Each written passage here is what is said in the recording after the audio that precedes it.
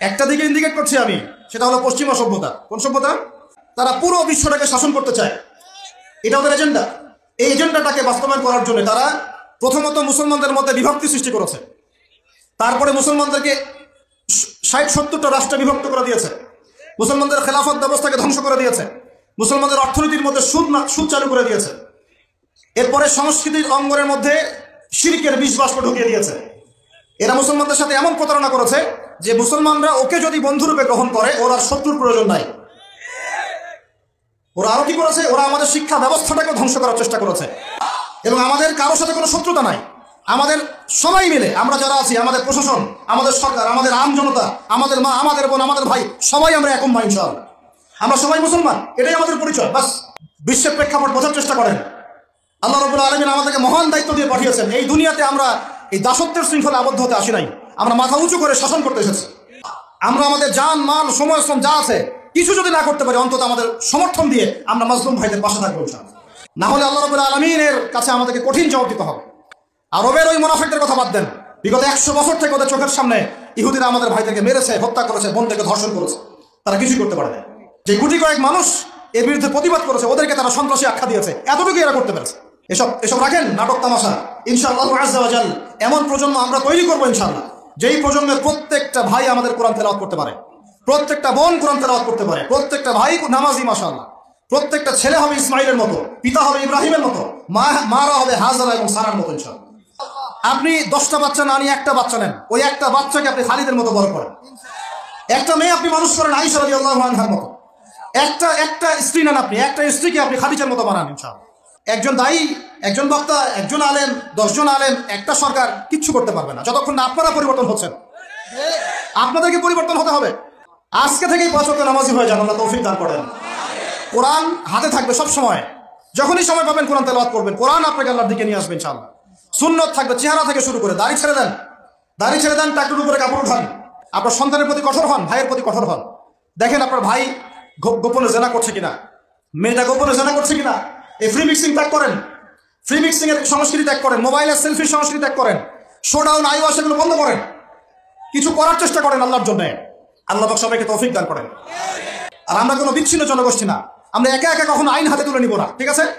আমরা একটা পুরো জাতি করবো ইনশাআল্লাহ, ওই জাতিগতভাবে আমরা এগিয়ে যাবো ইনশাআল্লাহ। এখন মানুষ লিঙ্গ পর্যন্ত পরিবর্তন করে, নাউজুবিল্লাহ। জেনা, সুদ আর ঘুষ আর ব্যভিচার আর অশ্লীলতার সয়লাব চলতেছে আমাদের শহরগুলোতে। এই শীতকালের মৌসুম বিভিন্ন জায়গায় ধুম ধারাক্কা গান বাজতেছে, দেখেন না আপনারা? শোনেন, যখন মানুষ বকধার্মিক হয় তখন সমাজটা এরকম হয়। আপনি মনে করছেন নামাজ তো আমি 5 ওয়াক্ত পড়ি, আমার তো কোনো সমস্যা নাই, রোজা তো আমি রাখি, কোনো সমস্যা নাই, সৎ কাজে আদেশ তো করতেছেন, অসৎ কাজের কোনো নিষেধ নাই। তখন সমাজটা কেমন হবে জানেন? সমাজটা হবে এমন, মসজিদে নামাজও হবে, পাশে পিকনিকের এরকম ঢোল তবলা বাজবে। অমুসলিমরা কি করে ওইটা দেখার দায়িত্ব আমাদের না। মুসলমানের সন্তানরা যেন কখনো এরকম ঢাক ঢোল না পিটায়।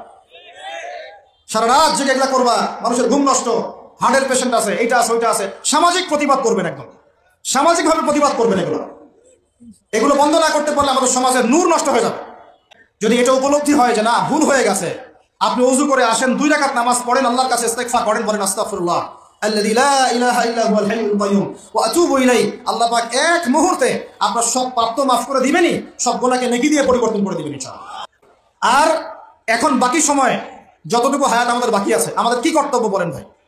আমাদের কর্তব্য কি এতটুকুই যে যেভাবে জীবনযাপন করছি এইটুকুই করবো, না আমাদের আরো কোনো কর্তব্য আছে? 1 নাম্বার, আমরা নিজেরা আগে আল্লাহ পাকের কোরআন এবং নবীর সুন্নতের উপর আমল করবো ইনশাআল্লাহ, রাজি আছি? 2, আমাদের পরিবারকে এর উপরে প্রতিষ্ঠা করবো ইনশাআল্লাহ, রাজি আছি? 3, আমাদের সন্তানদেরকে কোরআন সুন্নাহ অনুযায়ী বড় করবো ইনশাআল্লাহ, রাজি আছি? 4, আমাদের অর্থনীতি হবে হালাল কোরআন সুন্নাহ ভিত্তিক, রাজি আছি? 5, আমাদের শিক্ষা হবে কোরআন সুন্নাহ ভিত্তিক, রাজি আছেন? আমাদের সামাজিক যে সিস্টেম এটা হবে কোরআন সুন্নাহ ভিত্তিক, রাজি আছেন? এর উপরে আমি গেলাম না। আর দুনিয়াতে প্রত্যেক যুগে যুগে যে বা যারাই আল্লাহর বিধান মানে নাই, রাসূলের বিধান মানে নাই, আল্লাহ দুনিয়াতে লাঞ্ছিত করেছেন, পরকালে জাহান্নাম দিয়েছে। বলেন নাউজুবিল্লাহ। এখন একটা এক্সাম্পল দেই, নূহ আলাইহিস সালামের যুগ দেখেন, যারা আল্লাহর বিধান মেনেছে আল্লাহ নাজাত দিয়েছেন, মানে নাই ডুবিয়ে মেরেছেন, ঠিক আছে কথা? মূসার যুগ দেখেন আলাইহিস সালাম, আল্লাহর বিধান মেনেছে, বনু ইসরাঈলকে নাজাত দিয়েছেন, মানে নাই ফিরআউনকে ডুবায় মেরেছেন। দেখেন আপনি শুআয়বের কওমকে দেখেন, শুআয়ব আলাইহিস সালামের কওম, কওমে মাদিয়ান, আল্লাহর বিধান মেনেছে, যারা আল্লাহ পাক নাজাত দিয়েছেন, মানে নাই ভূমিকম্প দিয়ে ধ্বংস করেছে। কওমে লূত, কিছু মানুষ বিধান মেনেছে, আল্লাহ নাজাত দিয়েছেন, মানে নাই আল্লাহ রাব্বুল আলামিন লূত আলাইহিস সালামের কওমকে একদম আসমানে উঠিয়ে পাথর নিক্ষেপ করে থেতলা করে আবার উল্টা দিকে দাফন করে দিয়েছেন। নাউজুবিল্লাহ। এদের বাপ ছিল সমকামী, ছিল সমকামী, যে সমকামীটা এখন ছড়িয়ে পড়ছে আপনাদের মধ্যে। নাউজুবিল্লাহ। আল্লাহ পাক আমাদেরকে হেফাজত করেন। একইভাবে নবী সাল্লাল্লাহু আলাইহি ওয়াসাল্লামের যুগ তাকান, এই যে আবু জাহেল, আবু লাহাব, উতবা, শাইবা, রাবিআ, এরা আল্লাহর বিধান মানে নাই, আল্লাহ ধ্বংস করেছেন। আবু বকর, ওমর, ওসমান, আলী রাদিয়াল্লাহু আনহুম আজমাইন, তারা মেনেছেন, আল্লাহ দুনিয়াতে সমৃদ্ধি দিয়েছেন, পরকালে জান্নাত। আল্লাহ পাক এই সময়ের কসম করে বলছেন, হে মানুষ শুনো, ইন্নাল ইনসানা লাফি খুসর, সমস্ত মানুষই ক্ষতির মধ্যে আছে। বলেন নাউজুবিল্লাহ। এখানে আল্লাহ পাক একদম আমভাবে সবাইকে বলছেন, সবাই ক্ষতির মধ্যে আছে। এই পরিবেশ নষ্ট করেছে কে? জিন না মানুষ? তাহলে মানুষের একটা ক্ষতি পেলাম, ইহকালীন ক্ষতি। কি ক্ষতি ভাই? আর 2 নাম্বার হচ্ছে পরকালীন ক্ষতি। পরকালীন ক্ষতি কেমন? এবার বোঝেন। এই যে আমরা নিশ্চিন্তে ঘুমাই, সারা জীবন 30, 40, 50 বছর নিশ্চিন্তে কাটাচ্ছি, কোনো ফিকির নাই, নিজের পরিবারের, সমাজের, রাষ্ট্রের, উম্মার কোনো ফিকির নাই, অথচ এই মানুষের সামনে অপেক্ষা করছে মৃত্যু। জি, আজকে থেকে 100 বছর পরে আমাদের মধ্যে কেউ থাকবে না পৃথিবীতে, এটাই সত্য। তারপর আছে কবরের সওয়াল জবাব, তারপরে মিজান, এই ফুলসিরাত, পুনরুত্থান, জান্নাত, জাহান্নাম, এগুলো আমাদের সামনে অপেক্ষা করছে।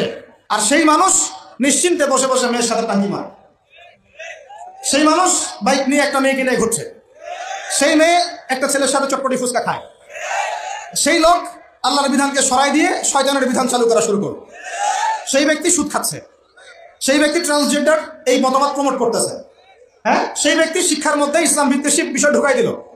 অথচ এই মানুষের সামনে পরকাল অপেক্ষা করছে। একদম টেনে হিসেবে আল্লাহ পাক সামনে নিয়ে দাঁড় করাবেন, দাঁড় করে জিজ্ঞাসা করবেন। একটু বুঝতে পারছেন কি? আল্লাহ পাক সূরা আহজাবে এটাও কিন্তু বলেছেন যে ইন্নাল ইনসানা যালুমান জাহুলা।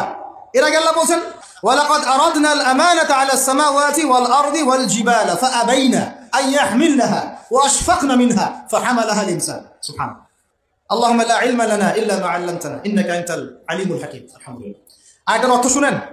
মানুষ যে জালেম, জাহেল, আমরা যে অপদার্থ, আল্লাহ পাক কি বলছেন শুনুন। আল্লাহ বলছেন ওয়ালাকাদ আরাদনা আল আমানাতা আলা আস-সামাওয়াতি ওয়াল আরদি ওয়াল জিবাল, আমি ইসলামের এই আমানত, শরিয়াত, কোরআন হাদিসের এই যে আমানতটা, এটা আসমান সমূহকে দিতে চেয়েছিলাম, তোমরা কি নিবা?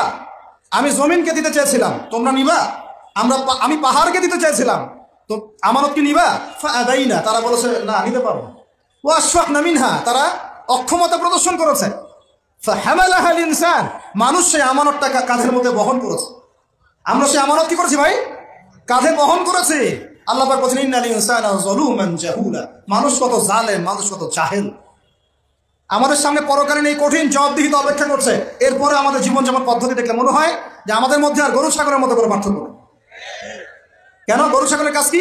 খাবে, ইস্তেঞ্জা করবে আর সহবাস করবে, বাস। আমাদের এখন এই 3টা কাজ। কি খাবো, আর কোন টাইলস ফিটিং বাসায় পায়খানা করব, আর কতগুলো বাচ্চা পয়দা করতে হবে, বাস।